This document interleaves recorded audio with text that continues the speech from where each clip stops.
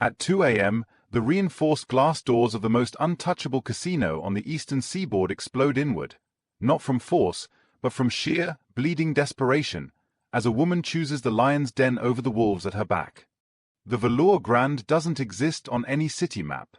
Nestled behind a wall of shell companies and silent partners, it operates in the kind of darkness that swallows people whole, a cathedral of controlled vice where fortunes are made, secrets are buried, and the word no has never once been spoken to its owner.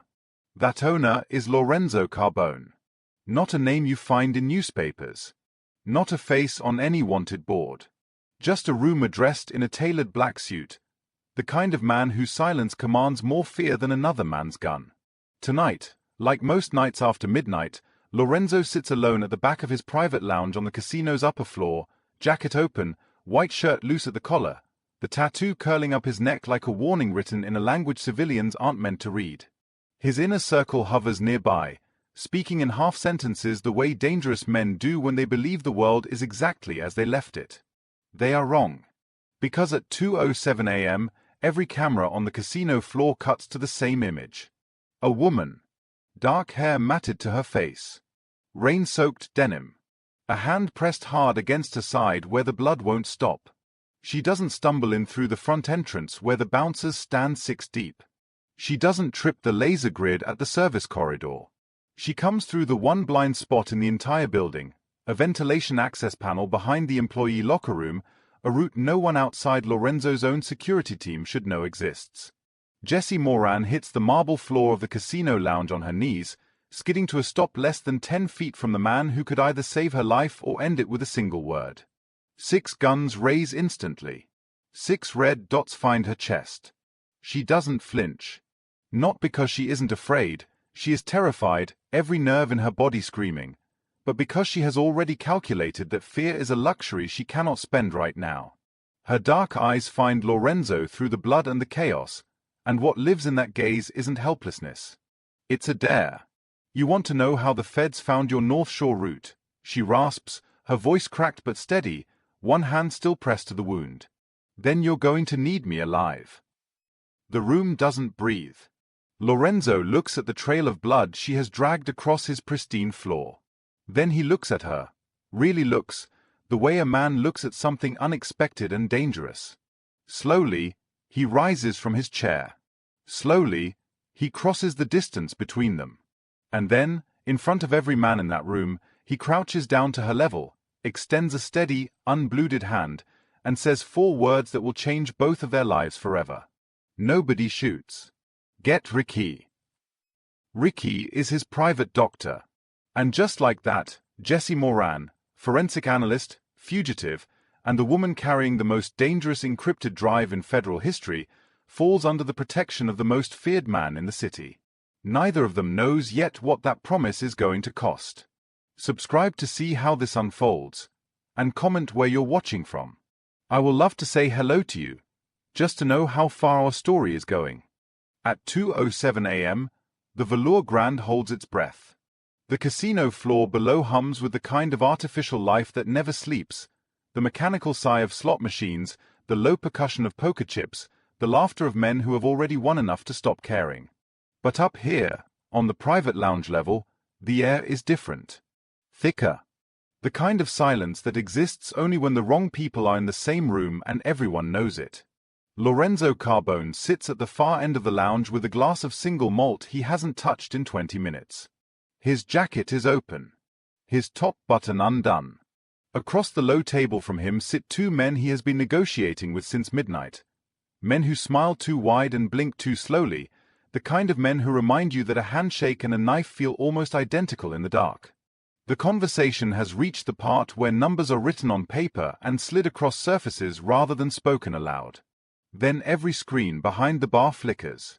One of Lorenzo's men, stationed near the stairwell, presses his earpiece and goes very still in the particular way that means something has already gone wrong and there is no longer time to prevent it. The sound comes first. Not an explosion. Not a gunshot. Something almost worse, the desperate, wet impact of a body hitting marble, followed by the shriek of wet rubber soles skidding across a floor that costs more per square foot than most people's rent. She comes to a stop 10 feet from the table. Dark hair. Rain-soaked denim. A hand clamped over her left side where the blood has soaked through the fabric and begun to pool against the floor in a slow, deliberate spread. Her chest heaves. Her jaw is set. And her eyes, dark, furious, and absolutely refusing to go dim, find Lorenzo's face across the room with the precision of someone who has spent weeks memorizing exactly where he sits. 6 weapons clear their holsters in under 2 seconds. 6 red dots settle on her chest, her throat, her forehead. Jessie Moran does not raise her hands. She does not collapse. She stays on her knees with the posture of someone who decided, somewhere in the last hour of being hunted through the rain, that dignity was the one thing she would not surrender.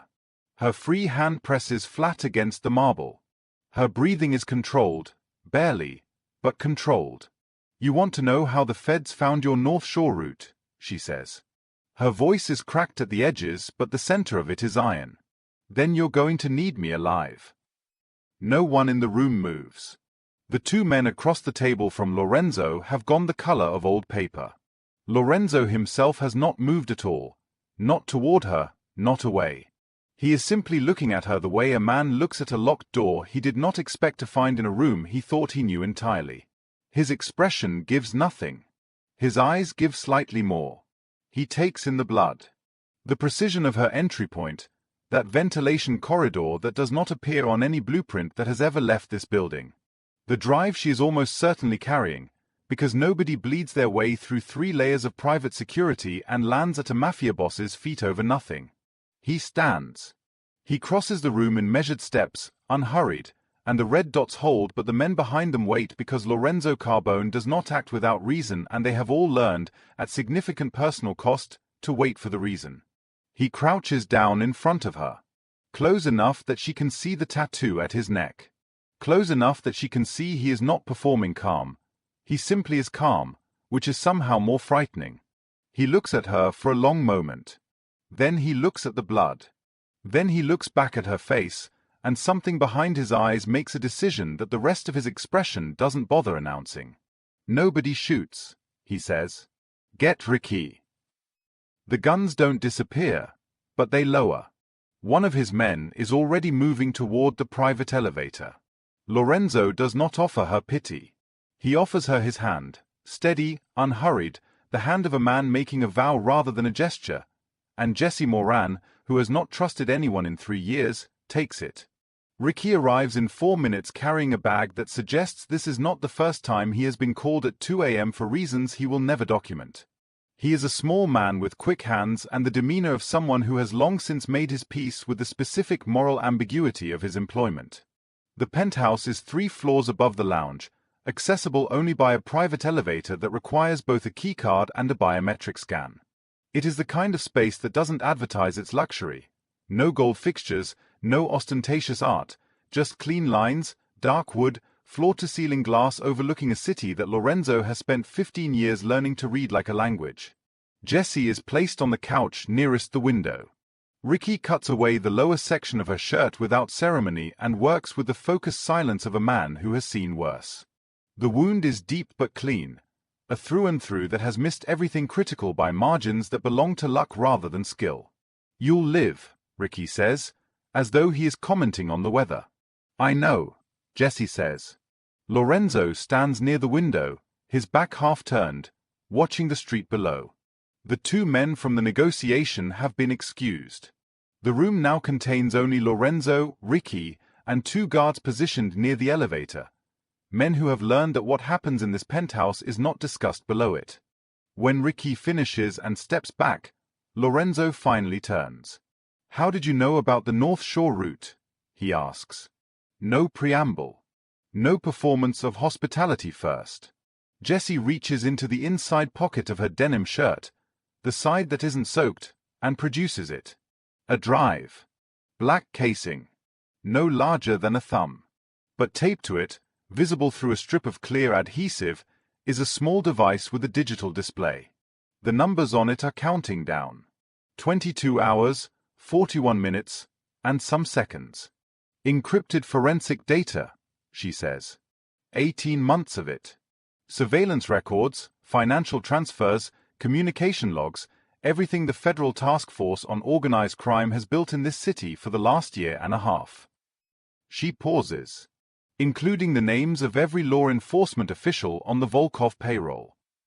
The Volkovs.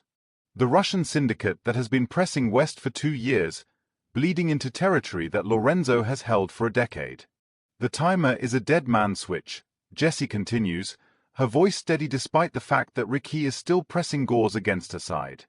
If I don't input a 12-digit reset code every 24 hours, the drive wipes itself. Irreversibly. She looks at him. They shot me to get it back. Which means the names on it are worth more to them than the evidence, and the only reason to protect those names is if they're still operational. Lorenzo has not looked away from her once. Who are you? He says. Jesse Moran. I was a forensic analyst for the Federal Cybercrime Unit until 8 months ago, when I figured out that 3 of my supervisors were feeding case information to the Volkov network. A beat. They know what I know. They've been trying to recover the drive for 6 weeks. She glances down at her side. Tonight they stopped trying to recover it quietly. Lorenzo sets his glass down on the windowsill. Outside, the city pulses with its ordinary midnight indifference. Why come here? He asks. Because the Volkovs are your enemy, she says. And the names on this drive are leverage neither of us can afford to waste. The call comes at 4:40 a.m.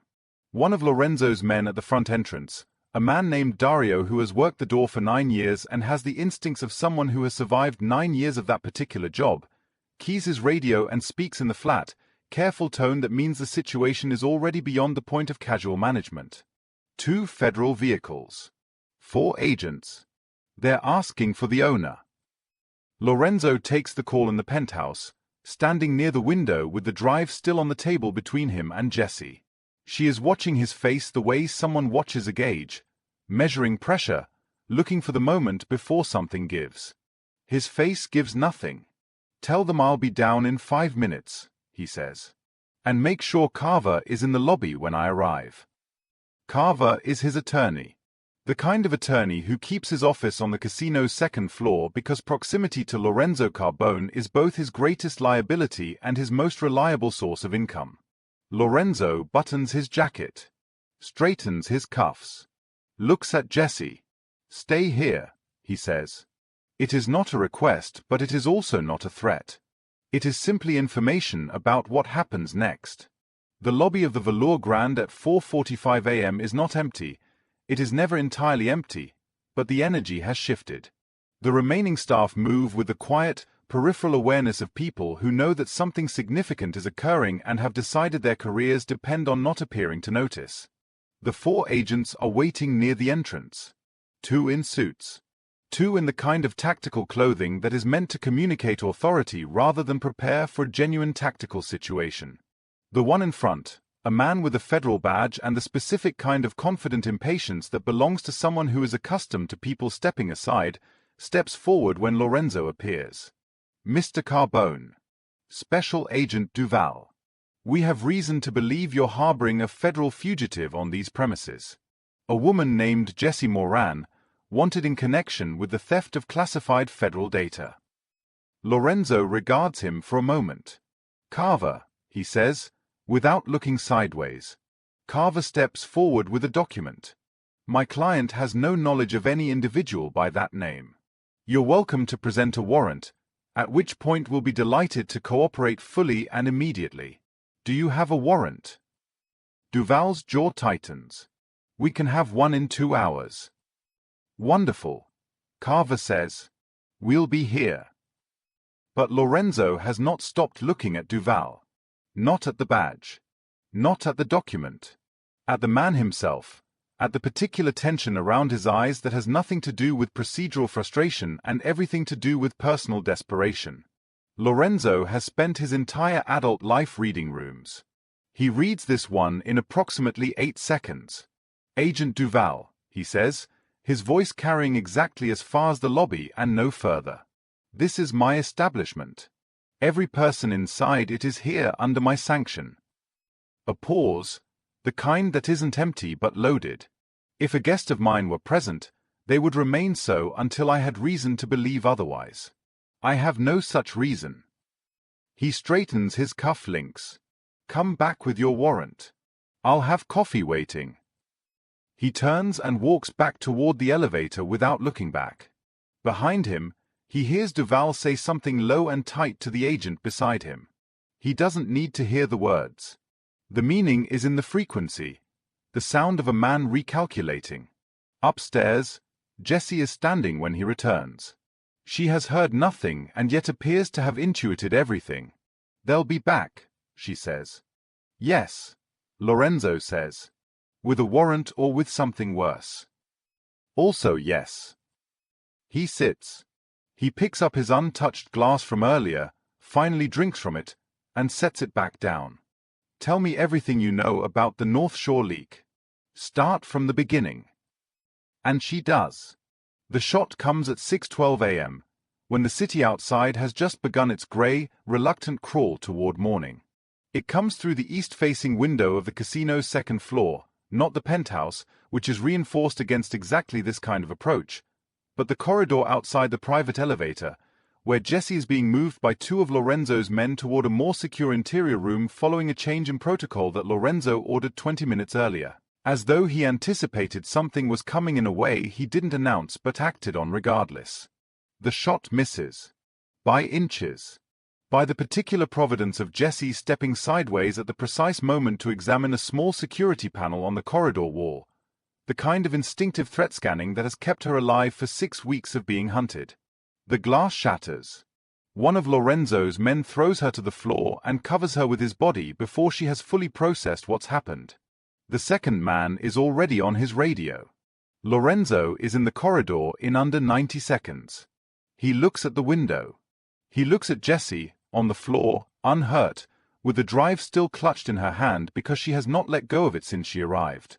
He looks at the angle of the shot, third-floor window of the parking structure across the street. He calculates it in seconds, the same way he calculates everything. We're leaving, he says. Not a discussion. The convoy assembles in the casino's private underground garage within 15 minutes. 3 vehicles, black, armored, identical in make and plate configuration to create ambiguity of target. Jessie is placed in the middle vehicle beside Lorenzo, flanked by 2 men who look like they were architecturally designed for exactly this purpose. Where are we going? She asks. Somewhere they won't find you in a parking structure across the street, he says. The North Shore estate is 40 minutes from the city under normal conditions. At 6:30 a.m. with the convoy running silent and fast through the pre-dawn streets, it takes 32. Jessie watches the city thin and then disappear behind them, replaced by the kind of dark that exists only when you're far enough from artificial light to remember that the world is actually enormous and mostly indifferent. She looks at the drive in her hand. 20 hours and 4 minutes remaining. You didn't have to come down to the lobby yourself, she says, without looking at him. You could have sent Carver alone. Lorenzo is looking out his window at the passing dark. Yes, he says. But you wanted Duval to see your face. A beat. I wanted Duval to understand the distinction between a procedural inconvenience and a declaration, Lorenzo says. A lawyer delivers an inconvenience. I deliver declarations personally. Jessie considers this. Outside, the last streetlights of the suburbs give way to the solid, lightless wall of the estate road surrounding Treeline. They're not going to stop, she says. Neither am I, he says. It is not bravado. It is not a performance. It is simply the flattest, most undecorated truth she has heard from anyone in a very long time, and something about the plainness of it, the absence of drama in a man who has every reason for drama, lands in the exhausted center of her chest like the first solid thing she has been able to hold in months. The gates of the estate appear ahead, iron, tall, flanked by men who are already opening them before the convoy has fully slowed. Jessie looks at the timer. 20 hours. She has survived the breach. She has survived the shot. She is, for the first time in 6 weeks, inside walls that were built to keep things out rather than keep her in. She presses her hand to her side, Ricky's bandaging holds, and breathes. The work is only beginning. But she is alive to do it. And the man sitting beside her, who crouched down to her level on a blood-stained casino floor and made a promise without flinching, has just declared that promise in front of federal badges and security cameras and the full weight of a city that watches everything. She doesn't know yet what it will cost him. She suspects she already knows what it will cost her. But the gate's close behind the convoy, and for now, just for now, that is enough. They are 12 minutes from the estate when the road ends. Not literally. The asphalt continues, the tree line holds, the pre-dawn dark remains unbroken ahead of them. But the vehicle at the front of the convoy brakes hard enough to throw everyone forward, and in the half-second before the radio crackles, Lorenzo is already reading the shape of what's happening through the windshield with the calm, terrible clarity of a man who has lived inside danger long enough to recognize its silhouette. 3 vehicles. Positioned across both lanes in a staggered formation that isn't police and isn't federal. Too deliberate, too clean, the kind of choreography that costs significant money and operates outside the jurisdiction of consequence. Mercenaries. Private, contracted, and entirely motivated by the envelope rather than the cause. Back up, Lorenzo's lead driver begins. The rear of the convoy detonates. Not catastrophically, a shaped charge against the trailing vehicle's engine block, designed to disable rather than destroy, which tells Jessie in the split second she has to think that whoever planned this wants the drive intact and doesn't particularly care about the bodies around it. The third vehicle lurches sideways and stops. The middle vehicle, theirs, is now bracketed. Figures emerge from the tree line on both sides. 8. Maybe 10. Moving in the low, practiced crouch of people who have done this before and been paid well enough to do it without hesitation. Lorenzo's 2 men in the vehicle are already moving. One kicks his door and takes a position behind it. The other pulls Lorenzo sideways across the seat with a hand that does not ask permission. Jessie is already reaching. She doesn't think about it. That's the part she will turn over in her mind for days afterward. Not the mechanics of it, but the absence of deliberation. Her hand finds the weapon holstered at the side of the seat where one of Lorenzo's men sat before he exited the vehicle, and her fingers close around it with the muscle memory of someone who qualified expert at the federal range 18 months ago and has spent the intervening time trying to forget that she knows how. Through the cracked window she sees the mercenary coming around the front of the vehicle in a low arc, moving toward the driver's side where Lorenzo has been pulled down but not fully covered, the angle wrong, the guard's attention split between the figures on the left flank. She fires twice through the window. The sound is enormous in the enclosed space. Her ears ring. The mercenary goes down and stays down. Silence, relative, ringing silence, and then the engagement shifts. Lorenzo's men, now with the right flank momentarily broken, press the advantage with the efficiency of people who treat violence as a professional discipline rather than an emergency. It is over in under 3 minutes. Not cleanly. Not without cost. One of Lorenzo's men takes a round through the shoulder that will require Riki's attention again before morning. But over. Lorenzo sits up in the seat beside her. He looks at the window. He looks at the figure on the ground beyond it. He looks at Jessie, who is holding the weapon with both hands and breathing through her nose in the controlled, deliberate way of someone managing the gap between what just happened and what she feels about it. He doesn't say thank you. Men like Lorenzo Carbone don't perform gratitude the way ordinary people do. Instead he looks at her with an expression that has shifted, slightly, almost imperceptibly, from the cool, calculating assessment he has worn since she landed on his casino floor to something that carries more weight. More acknowledgement. "Can you drive?" he says. "Yes," she says. "Then drive." The estate swallows them whole. Inside the walls, inside the compound's main building with its reinforced doors and its dedicated server infrastructure and its rooms that have been swept for surveillance devices 3 times in the last 24 hours, Jessie finally exhales all the way. Riki tends to the injured guard in a side room. Lorenzo convenes his inner circle, 6 men, in the ground floor operations room while Jessie sits at the long table with a laptop, a portable decryption interface, and the drive. 17 hours remaining on the timer. She resets it with the 12-digit code and watches the clock restart, and for the first time since she arrived at the casino, allows herself to think forward rather than merely survive. The ambush on the highway was not improvised. shaped charges positioned with precision, a staggered vehicle formation, a flanking pattern that accounted for the specific number of vehicles in the convoy. Someone knew the route. Someone knew the timing. Someone knew the number of guards and their positioning. The North Shore route leak. The casino corridor shot. Now this. Jessie opens the drive's secondary partition, the one that doesn't contain the evidence, but contains something she has been building quietly for 6 weeks alongside it. A mirror archive. 18 months of digital exhaust from everyone who has touched the Federal Task Force's internal network. Access logs, communication metadata, the invisible fingerprints that people leave when they believe the system they're moving through is too large and too complex for anyone to read. She starts reading. It takes 4 hours. 4 hours of cross-referencing access timestamps against physical location data, of following the particular thread of someone who is careful enough to know what not to say but not careful enough to understand that absence of communication is itself a pattern.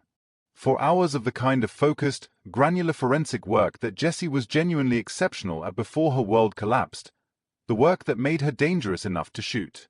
At 11:40 a.m., she looks up. Lorenzo is standing near the window, speaking quietly with a man named Reyes who has been with him for 11 years and who Lorenzo trusts, as far as Jessie can tell, more than anyone else in the building. She looks at the data on her screen. Then she looks at Reyes. The access pattern is unmistakable once you know what shape to look for. Metadata from the Federal Task Force's internal server, routed through a consumer VPN that is slightly too obscure to be accidental and slightly too consumer-grade to be professional. The choice of someone who is technically literate but not technically expert. Timestamped communications that align with every significant operational compromise Lorenzo's network has suffered in the last 4 months. The North Shore route. A shipment interception in March. The casino's ventilation schematics, which were filed with the city 3 years ago and accessed from that same VPN 11 days before Jessie arrived. Reyes didn't sell Lorenzo to the Volkovs out of ideology. The financial trail, buried in 3 layers of shell transfers that Jessie traces with the focused patience of someone who has done this before and is very, very angry, leads to a gambling debt. Private. Catastrophic. The kind that makes a man calculate the distance between his loyalty and his survival and choose wrong. She closes the laptop. She stands. She crosses the room. She does not make a scene of it. She simply places the laptop in front of Lorenzo, open to the summary she has compiled, and steps back. Lorenzo reads. His expression does not change. Not the jaw, not the eyes, not the line of his shoulders. He reads for 90 seconds and then he closes the laptop with one hand and looks up. Reyes is still talking, still mid-sentence about the perimeter rotation schedule, when he notices the quality of the silence around him and stops. Reyes, Lorenzo says, very quietly. Sit down. The assault begins at 3 a.m. the following morning. Not federal vehicles this time. Not badges and warrants. Whatever procedural pretense Duval and his compromised colleagues were maintaining evaporates at 3 a.m. when 14 armed figures breach the estate's eastern perimeter with equipment that does not appear in any federal procurement catalog. Private. Contracted. The same signature as the highway. But the estate security is not the highway. Lorenzo knew they were coming, not the exact hour, but the inevitability. After Reyes was removed from the equation and the information pipeline to Duval severed, there was only one move left available to men who are running out of time and options: brute force against a fixed position. It is, Lorenzo told Jessie at midnight while she was finalizing the upload sequence, the last resort of people who have already lost and don't yet know it. He has positioned 12 men across the estate's approach vectors. The grounds are dark. The external communications are deliberately jammed on all civilian frequencies, which will read to anyone monitoring as a technical anomaly rather than a tactical choice. Jessie is in the server room. It is a room that does not appear on the building's architectural permits, an interior space accessed through a panel in the floor of Lorenzo's private study, lined with equipment that represents the nervous system of an organization that moves money and information through channels that conventional forensics cannot follow. It is also, now, connected to a satellite uplink that Jessie has spent the last 6 hours configuring with the kind of focus intensity that makes the men guarding the door slightly uncomfortable. She can hear the assault beginning above her. Not close, the eastern perimeter is 300 meters from the main building, but the frequency of radio communication through her earpiece tells her everything about the shape of the engagement. Lorenzo is on the line, moving between positions, his voice carrying the same flat, uninflected quality that she has come to understand is not coldness but concentration. The sound of a man who is exactly where his abilities are required. Eastern breach contained, she hears.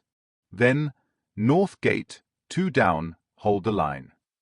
Then, directed at her specifically, his voice dropping half a register, how long? 6 minutes, she says. The upload has been running for 47 minutes. The package is large, 18 months of evidence, structured for immediate comprehension by both journalists and internal affairs investigators, with a summary document she wrote herself at 1 a.m. that names names and provides the corroborating data trail for each one. It is going to 11 recipients simultaneously, 4 major news organizations, 2 international wire services, the FBI's Office of Professional Responsibility, the Internal Affairs Division of the Federal Task Force, the office of a federal judge whose reputation for independence Jessie verified before she began, and a single encrypted address belonging to an investigative journalist she worked with 3 years ago and has trusted since. 4 minutes, she says. Outside, the assault is pressing closer. The radio traffic compresses, shorter transmissions, faster cadence, the rhythm of an engagement that is moving rather than static. Lorenzo's voice remains level. She focuses on the screen. A burst transmission crackles. They're at the main building's south entrance. Jessie. Lorenzo's voice in her ear. 2 minutes, she says.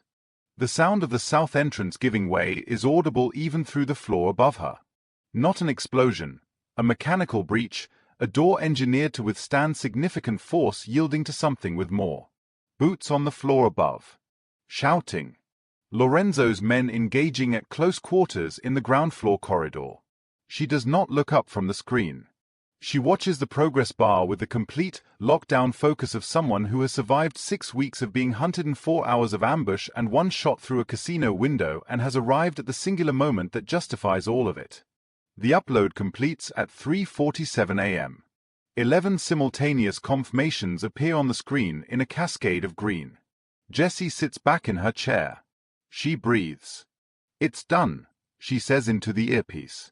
A pause. Then Lorenzo's voice, slightly more compressed than usual, he is moving, she can tell, covering ground quickly, says, good. Then, 3 seconds later, stay where you are. She stays where she is. She listens to the assault above her crest and then, incrementally, begin to recede. Not immediately. It takes another 22 minutes, which she spends in the server room watching the first confirmation emails begin to populate the recipient inboxes via the monitoring software she set up, but recede it does. The hired guns, it turns out, have no particular loyalty to a cause that has just been made very public. When the tactical calculus shifts from retrieve the drive before it uploads to you are now participants in an evidenced criminal conspiracy that has been delivered to 11 parties including federal oversight, the operational rationale evaporates. They withdraw. Duval is arrested at 6:15 a.m. at his home by agents from the Office of Professional Responsibility, who have been briefed and have had 3 hours to mobilize.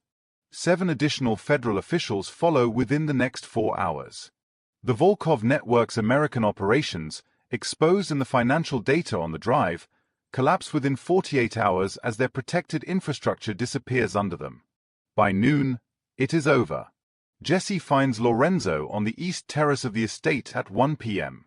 He is standing with a coffee, looking out at the grounds in the particular way that she has learned means he is not looking at the grounds but at something internal, running the numbers on whatever has just concluded, recalculating the new shape of the landscape.